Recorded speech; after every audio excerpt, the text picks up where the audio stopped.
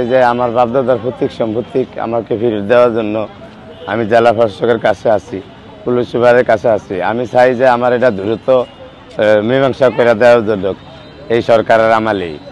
আমার প্রতীক সম্পত্তি দখল করছে আমার স্বাস্থ্য ভাই, জ্যাঠতো ভাই।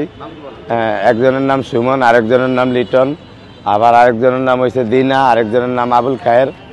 আর বাড়ির পাশে আছে দুইজন, একবারই মুন্সি। কারণ আপনারা আমার বলেন, আমি আমার ছাত্র ভাইদের কাছে আসছি, এই জেলা প্রশাসকের কাছে আসছি, যেন আমার বাপদাদার প্রতীক সম্পত্তি ওনারা আমাকে একটু তুলে দিবেন। যেন আমার গ্রামের মানুষের যে কাগজপাতি খায়, আমি ওই কাগজপাতি খাই। আমি তার কাগজপাতি বানাই না, আমি একটু মূর্খ, আপনারা শিক্ষিত, এই জন্যই আমি বুঝি কম।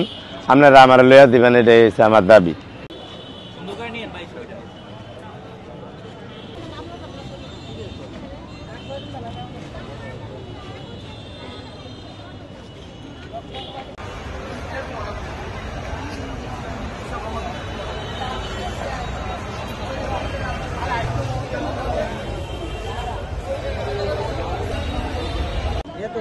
আজ আমরা রয়েছি ঢাকা আবার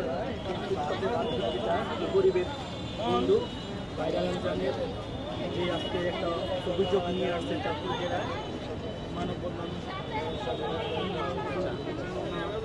অঞ্চল আত্মসাতের